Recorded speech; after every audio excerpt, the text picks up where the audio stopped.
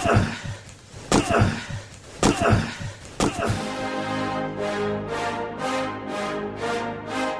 rolls out to the right, pitches off to Taylor, and Taylor's to the 20, down to the 15, down to the 10, 5, 4, 3, 2, 1. Touchdown, Billy Taylor! Touchdown, Billy Taylor! Billy Taylor scored a touchdown from 21 yards out. The crowd goes berserk. It was November 22nd, 1969. That they came to Barry, Michigan, all dressed in maize and blue. The words were said, the prayers were read, and everybody cried. But when they closed the coffin, there was someone else inside. Oh, they came to Barry, Michigan, but Michigan wasn't dead. And when the game was over, it was someone else instead. 11 Michigan Wolverines put on the gloves of gray, and as the organ played the victors, they laid Woody Hayes away. Under center is Wangler at the 45. He goes back. He's looking for a receiver. He throws downfield to Carter.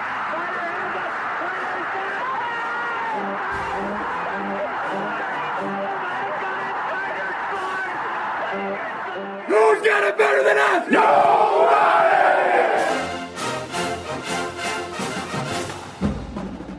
Welcome to the Michigan Man Podcast on Wolverine Sports Radio, a member of the V Sporto Network, and in partnership with SB Nation's Maize and Brew, for Wolverine fans from coast to coast. Go Blue, and welcome to the bye-week edition of the show. I'm your host, Mike Fitzpatrick. If you're like me, you're still savoring that total beatdown we put on Penn State last Saturday. And I'll be the first to say, I didn't see that coming. I expected a dogfight, but I always enjoy a comfortable win even more, even though I was anxious at halftime after we dominated that game and held only a 2-point lead. All ended well, though. So now we're 7-0, have a bye week to mend up, and of course prepare for a game under the lights with Sparty. We'll have more time next week to discuss that. I thought with the bye week it was a perfect time to catch up on what's happening with recruiting. We're in the home stretch for the class of 2023. Yes, we're rated number 26 by On3 and Rivals right now, but that could and will change in the coming weeks. The staff is on the road visiting our commits and those players who have yet to give their verbals. It will be a great opportunity to close with some of these kids. Next week will be another big recruiting opportunity with a great environment against Sparty. My guest today says that while the class of 23 might be disappointing so far, given all that we accomplished last year, we can still close big and end up in the top 15 or even higher. Joining us next is the outstanding recruiting writer from the Wolverine magazine, EJ Holland. So stay with us.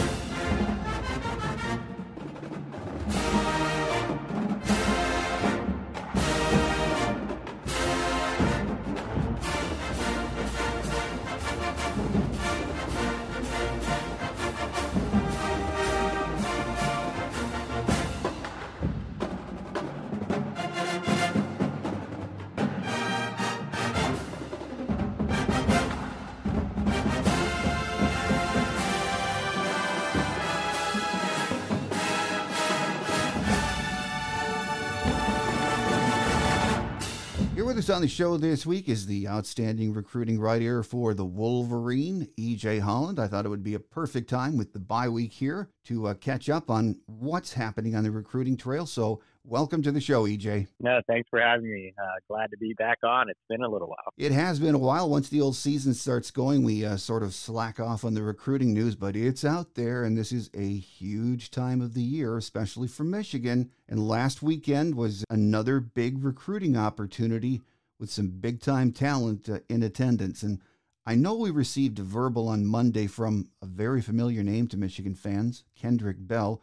I'm not sure if he was at the game or not, but tell us about this kid and why Michigan likes him. Yeah, so Michigan just picked up a commitment from three-star athlete Kendrick Bell. He was on campus over the weekend, made his official visit, and the Wolverines sealed the deal there. No surprise, he is the younger brother of Michigan wide receiver Ronnie Bell. Michigan offered him earlier in the fall and instantly became the team to beat. Obviously, with the family connections and, just the tie to the program. And so Kendrick is definitely an intriguing athlete. He plays quarterback at the high school level. As you know, Michigan does not have a quarterback committed this cycle. It's interesting because I do think that Kendrick Bell can be a project type of quarterback take as the Wolverines make their all-out push for Jaden Davis in 2024. But he definitely offers some upside in other positions. He could be a wide receiver like his older brother. He has the height and the length to be a cornerback as well. So you could see him move to the defensive side of the ball. He's not a super fast guy. He self-reports a 4.6, which is good at his height and weight, 6'2.5", 170. But he's more of a long distance runner. He competes in the 400 and 4x400 in track. He's actually at his best in the jumping events. He advanced to the Missouri State track meet last year as a high jumper. So I definitely think he offers some athletic upside as a quarterback. I do think the position flexibility is something that intrigued Michigan. And he's not just a take because he is Ronnie Bell's younger brother. Obviously, that helps, just having that tie and knowing that Ronnie himself was an under-recruited diamond in the rough. But Michigan has had other brothers that they haven't pressed hard for. For example, Preston Zinter is committed to Notre Dame, and Michigan didn't go all in on him early. Cade McNamara has a younger brother that Michigan didn't heavily recruit. So they took Kendrick Bell because they like that athletic upside, because they see something similar that they saw in Ronnie Bell. And it is noteworthy that Michigan head coach Jim Harbaugh is the one that personally offered Kendrick Bell. But yeah, getting him on board is great. I know it's not momentum shifting, but it does end a 2-month drought for Michigan without a commitment. Indeed it does. And of course, there were a lot of other uncommitted talents in the crowd on that long list of guys that were here for the game. Who else in the class of 2023 that Michigan has offered was in attendance? Yeah, so the only uncommitted 2023 recruit that made an official visit over the weekend was Kendrick Bell, but there were a few unofficial visitors. And we'll start off with one of the most important remaining targets, Jair Hill, an on-300 defensive back out of Illinois. This one has been an interesting recruitment for several months, basically an entire year, if we're being completely honest. Michigan was considered the heavy favorite. It looked like he could be an early commit in the class. Then Hill decided to kind of wait after there was some staff movement. His primary recruiter, Ron Bellamy, moved over to the offensive side of the ball. Courtney Morgan, the guy that identified him, took a job at Washington. And then, this was also at the height of the Jim Harbaugh NFL drama. That allowed home state Illinois to creep in and build some momentum. And Illinois actually seemed like it took the lead over the summer. Now that we're in the fall, it's really a 50-50 battle. Illinois has exceeded expectations. It's closer to home. Illinois has really impressed his mother. They've built great relationships with Jair. But Jair also knows that Michigan is the bigger program. There's more NIL opportunities. Michigan has a need at the corner position. You look at next year, and there isn't a ton of depth there. The only guy that's really going to have any playing experience at the corner spot is Will Johnson. So, again, early opportunity to play. Michigan, obviously, again, the better program, but there are some pluses for Illinois as well. I think this weekend went a long way in impressing Jair and especially impressing his mother. Like I said, I still think this is a 50-50 battle. I wouldn't be surprised if he is back for another unofficial visit when Michigan plays Illinois next month. But he is a priority at the corner position. He's a kid that runs in the 10-7s. So he's a fast kid. He's athletic. He's arguably the most explosive offensive weapon in the state of Illinois as well. He's extremely versatile, but again, Michigan likes him as a tall, long corner at about 6'2", 170. Other unofficial visitors, a little bit of a surprise here. Consensus four-star wide receiver Carmelo English out of the state of Alabama was on campus. English, a former Auburn commit that actually made an official visit to Michigan in the summer. Backed off of his pledge to Auburn, now on the open market. Michigan has risen up as a true contender in this recruitment and may have the lead coming out of this weekend. Ron Bellamy has quietly been putting in a ton of work with English, his family, and those around him. I think this one is a Michigan-Kentucky battle as things stand right now. Kentucky offers him the opportunity to stay in the SEC, a little closer to home, a little more climate friendly in terms of what he's used to being in the South.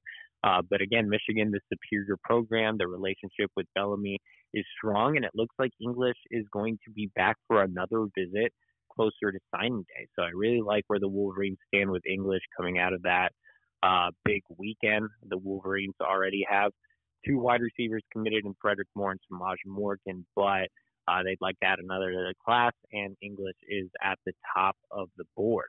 The other 2023 unofficial visitor on campus was Taliafi Ta'ala, consensus 4-star offensive lineman from Utah. Michigan has expanded its offensive line board, and we've talked a lot about top targets like Nathan Afobe and DJ Chester and Spencer Fano, and not so much about Ta'ala. He's a quiet kid by nature. He's also a kid that Michigan wanted to evaluate a little bit more, but they brought him on campus this weekend. Things went extremely well. He's 6'5", 295 pounds. He's listed as a tackle, but probably projects better as an interior offensive lineman. You know, those Utah kids are big, physical road graders. I've covered quite a bit of them during my time in the recruiting industry. I just love Utah offensive linemen. It seems like Coach Moore is liking them more and more as well. But yeah, I thought the visit went well. The other schools really involved here are Arizona and Oregon State, so not great competition.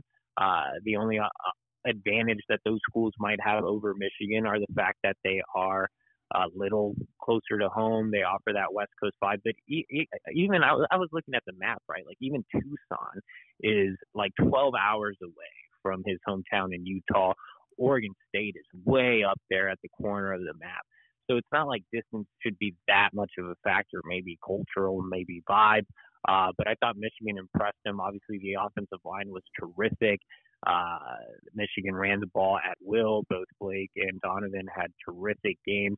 The offensive line looked like the Joe Moore Award-winning offensive line of last year, and that's going to always be impressive for any offensive lineman. And then the atmosphere, right? You know, you're used to Pac-12 programs like Arizona and Oregon State with half-empty stadiums, and then you come over to the big house with the pom-poms. I mean, it's definitely different, and so I think that caught his attention as well. So those were the big 3 2023 unofficial visitors to complement Kendrick Bell, who was an official visitor. So even though it was an incredible atmosphere Saturday, a big, impressive win for Michigan, we might not necessarily see a lot of commitments very soon from that group? Well, you know, it is October 18th as we are recording this, so less than 2 months to go before the early signing period. So soon, I mean, depends on your definition of soon.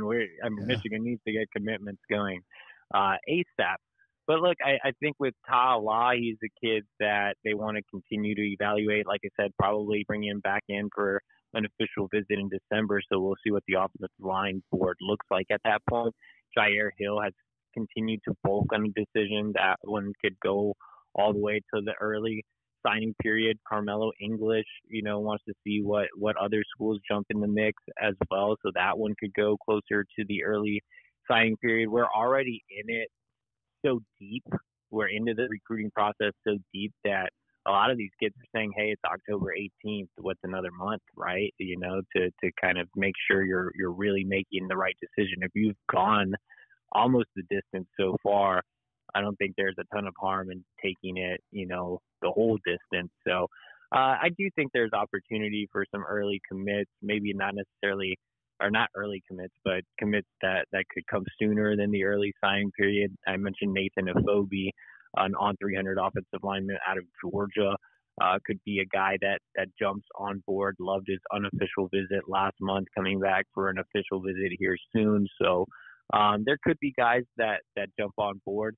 Michigan recruiting is a little disappointing this cycle considering the college football playoff appearance a year ago and the strong start to this season. But the Wolverines showed last year when they were in a somewhat similar position that they are very capable of closing strong. EJ, one of the questions that I am still getting from listeners, and the several emails a week, concerns Dante Moore. The question is always the same. Is Michigan still recruiting Dante, maybe even just keeping in touch with him, or have they just let that go? There's some contact there, but I don't think there's any reason for anybody to get excited or to have any sorts of optimism. Maybe if Dante is spotted on campus for the Michigan State game, for example, then yeah, you can get excited. But the Wolverines are all in for Jaden Davis, and I don't anticipate, Dante being on campus for that Michigan State game. That was more of a hypothetical, especially with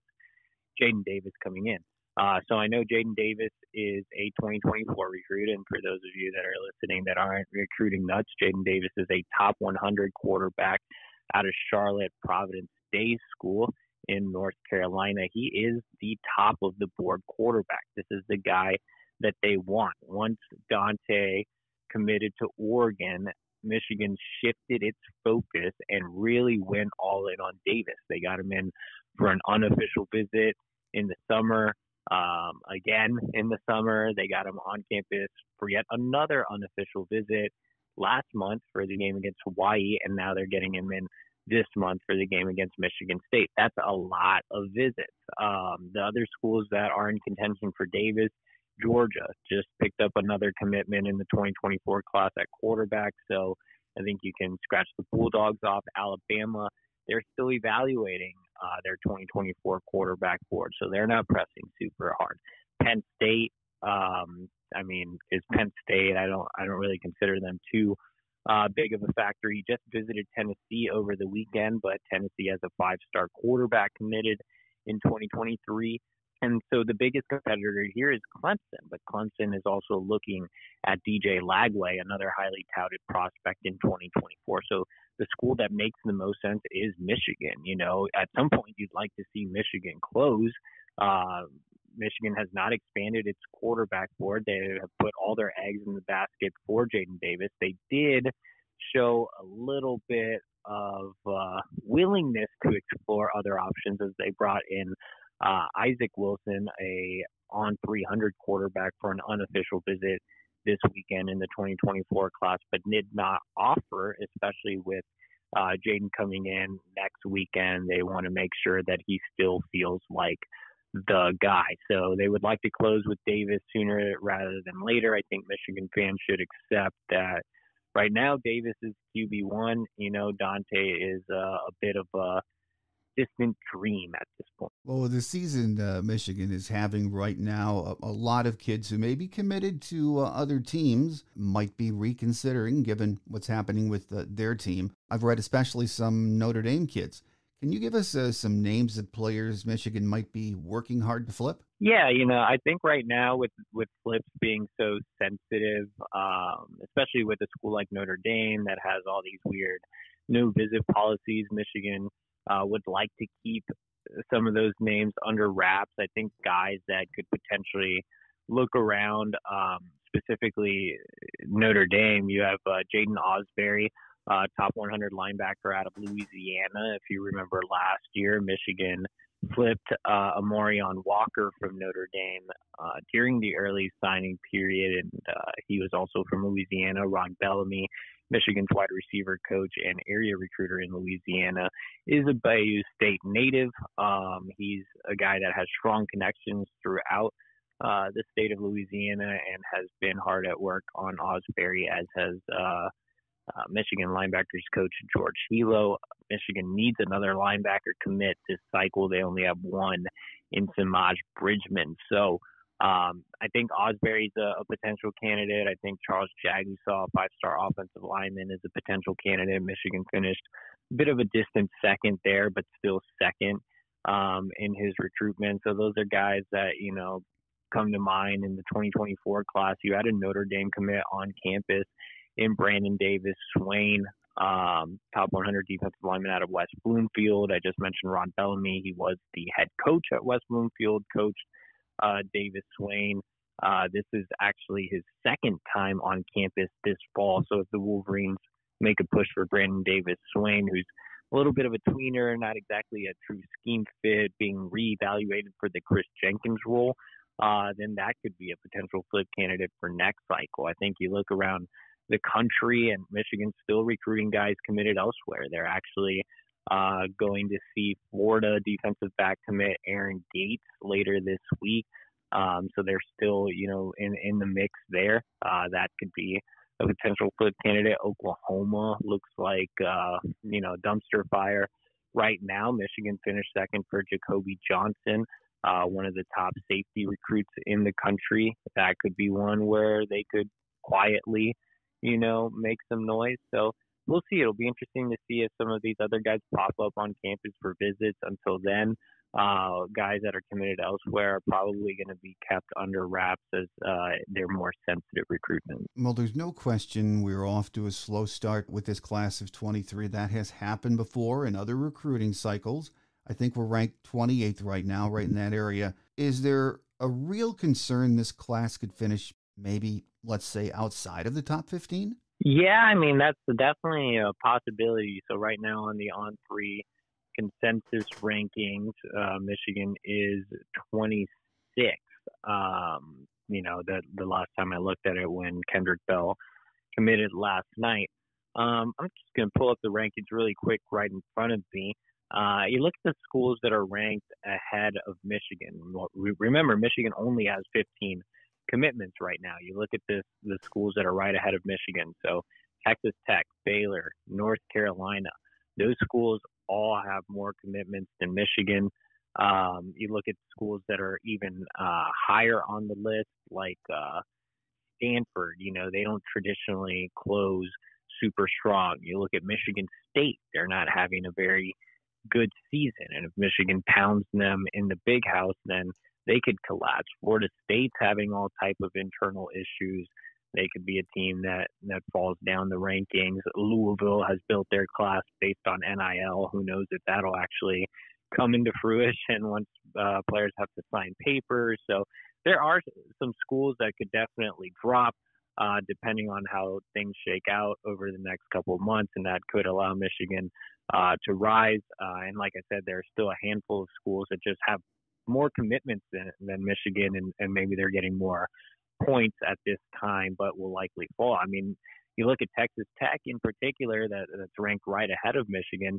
They have 26 commitments, and they have entire 1 point, which is big in the recruiting rankings. I know 1 point doesn't seem like a lot, but 1 point in the recruiting rankings is like 100, and they are more than a full point below Michigan average recruit rating, which means Michigan has the stronger class, just lower numbers right now. It is possible that Michigan finishes outside of the top 15 if they don't have a magical close like they did last cycle, which took a lot of tips falling in the right places. I do think Michigan can get into that top 15 range at this point. I do not expect them to be in the top 10 like last cycle. I think top 15 is a possibility. I think top 20 is a little more safe. I think top 25 is still a guarantee, though. Well, with this being the bye week, most of the staff is out on the recruiting trail. I've heard a couple of the coaches are headed down to Georgia. Who are some of the names they're visiting, not only in Georgia, but elsewhere? Yeah, they're going to see all their top 2023 recruits. The bye week, gives them time to head around the country, see commits as well. Ron Bellamy was in St. Louis yesterday, seeing Michigan wide receiver commit Frederick Moore. He's actually traveling to Washington, D.C., and we'll see five-star athlete Nicholas Harbor, who remains the top overall target this cycle. You mentioned, Michigan's going down to Georgia. They're going to hit the Peach State hard. Sharon Moore is going down there to see a pair of on 300 offensive linemen and Nathan Afobe and DJ Chester. Michigan defensive coordinator Jesse Minter is in-house handling some team duties, but he'll be out on the recruiting trail later in the week. I mentioned that Michigan would see Florida commit Aaron Gates. It's actually Minter that will be seeing him. He'll also see 4-star defensive lineman Caden McDonald, who remains a top priority and has Michigan in his top group with a commitment date of October 31st, right around the corner. Those are some of the bigger names that Michigan's going to see. Like I said, Nicholas Harbor's the top overall target on the board. Caden McDonald's the top defensive line target on the board. Aaron Gates is one of the top defensive back targets on the board. I think you'll see Steve Klingscale make his way to Illinois to see Jair Hill, who we talked about earlier in the show, Michigan's top cornerback target. You'll definitely have the offensive staff head out and see Jaden Davis in North Carolina. So, they're hitting the trail. They're seeing their top guys, and this is a great time to take advantage of that and sell. What Michigan's been able to do on the field this year.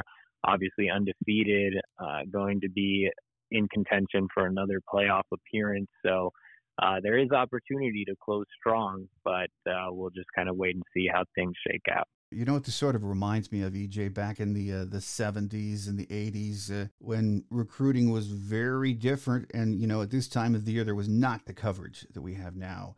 But you really didn't know who you had, and you were recruiting as the season went along. This is sort of an old school year in that way, isn't it? Yeah, it is. It is kind of an old school year. Michigan has traditionally done well in the summer. I think even last year, which had kind of a bit of a historic close, the Wolverines were still a little further along than they are now. It seems like there has been no momentum on the trail. And I mentioned it at the top of the show. Michigan had gone 2 months without getting a commitment. The last commitment actually came on August 13th, and even that wasn't an exciting commitment. It was 3-star tight end Zach Marshall.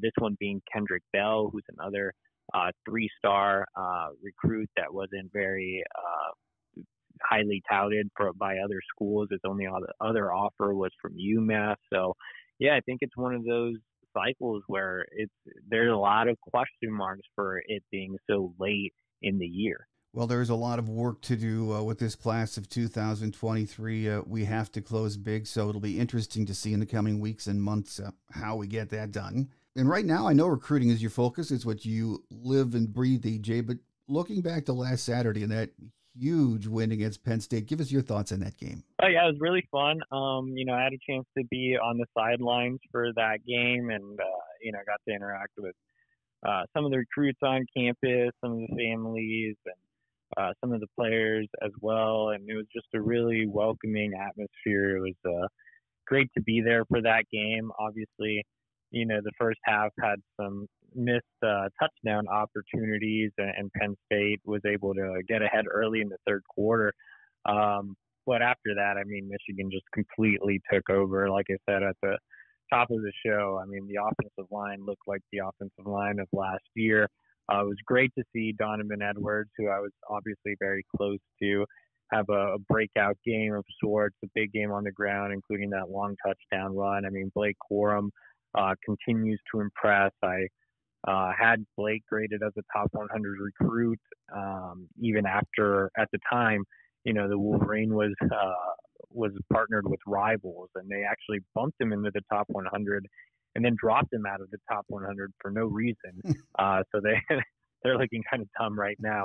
But I was always a big fan of Blake. I think he's definitely lived up to expectations and has even exceeded expectations. I thought the defense looked great. I think Jesse Minter has been a guy that isn't really talked about a ton, but both from just a team standpoint and a recruiting standpoint, he's done a great job. This is a guy that was a recruiter of the year in the Sun Belt Conference. He has really strong ties throughout the Southeast. That's why he's the one heading down to Georgia later in the week. He's done really great at recruiting some of those kids and keeping Michigan in the mix. And then when you watch the defense, it doesn't look all that different from last year, even though Michigan obviously lost some star power there with David Ojabo and Aiden Hutchinson. I mean, a lot of these, blitzes and schemes that he's running are very complex and, have confused different offenses, including Penn State. He's done really well at making adjustments on the fly. And so I think Jesse Minter has been the perfect replacement for Mike McDonald. The defense, again, looks just as good. There's been a lot of guys that have, risen their playing level, or guys that have surprised. You look at, Yabi Oki, who wasn't even with the program, has made an impact. I've really enjoyed watching Mike Morris. I didn't cover him as a recruit. I was on the Texas beat at that time, but I've really enjoyed watching him and his progression. Every time I'm on the sidelines down there, I really notice Mike Morris. I thought Junior Colson had a good bounce back game and is still, one of the young stars of the defense. And, the secondary had its moments as well. So, I mean, Michigan's just playing complete team football. And, again, I think that is resonating with recruits. I know the 2023 class isn't what many would hope for right now. But you also have to remember there were a ton of 2024 recruits on campus, a lot of high-level top 100 guys. I think if Michigan has another playoff appearance, if they show that they weren't a flash in the pan, which right now they are obviously proving that, and if they can avoid the off-season drama that always seems to be Michigan's own worst enemy, then I think they can put together an elite-level recruiting class next cycle. Well, final question before we let you get away, EJ. We know who's up next. We know it's a night game with Sparty now. Is this going to be another huge recruiting weekend for Michigan? Yeah, the way it's shaping up right now, there's going to be a ton of high-level recruits on campus. I talked about DJ Chester being the priority as an interior offensive lineman. He's set to make his official visit. On 300 offensive lineman Spencer Fano out of Utah is set to make his official visit next weekend. You'll have a ton of high-level 2024 targets as well. Amarion Stewart, a four-star wide receiver out of Chicagoland, seems to be a Michigan lean early on. He'll be back on campus. I talked about Jaden Davis being the guy at the quarterback spot. He's going to be on campus. Michigan will push to get an early commitment from him. Several other underclassmen, even all the way down to 2025. You have top 100 quarterback Ryan Montgomery, who is on campus this weekend, making a return visit for the Sparty game. So I think you'll see a ton of Midwest flavor as well, with some in-state kids coming in and surrounding states coming in as well. So, yeah, I think it's going to be another big weekend. It's a night game. It affords some of these kids more time to get to campus. Sometimes when prospects have Friday night games, it's hard to get to Ann Arbor for big noon kickoffs. So the fact that they have a signature night game on Halloween weekend, I think it's going to be a tremendous atmosphere. It's going to be my first Michigan State game, so I'm super excited about it. I want to get the full experience. I want to show up there like at 3 p.m. and get all the tailgate food as possible, and then, get to the big house early and just really take it all in. It should be a ton of fun for recruits and players. And you look at Michigan State, and obviously they've struggled. They had to go into multiple overtimes to get past a Wisconsin team that just fired their head coach. So, it's a rivalry game is always tough, but on paper it looks like Michigan should run away with this one. And if they do, the big house is going to be rocking. And anytime you have such a big win over a rival in a night atmosphere, I think you see kids get caught up in the moment and commit. So I think that, that's certainly a possibility heading into next weekend. Just some guys jumping on board. If you beat Sparty handily, if you have the big house just rocking, I think there's an opportunity for that for sure. And as we've said, just another great opportunity as far as recruiting. We need to finish big. A lot of work to do. Here with us on the show today as we get our recruiting update during bye week. He's the outstanding recruiting writer for the Wolverine, EJ Holland. EJ, our listeners always love hearing recruiting news, love hearing what you have to say, so we look forward to that next visit. I appreciate you for having me. If you guys aren't subscribed to the Wolverine.com, just a quick plug, you can sign up now for just $10. until next football season, that gets you premium access to all the recruiting information and team information. You can follow me on Twitter at EJ Holland on 3. Absolutely. It's well worth it. I have it and enjoy it. It's good stuff, so I highly recommend it to all of my listeners. So thanks again for being with us, EJ. Thanks for having me.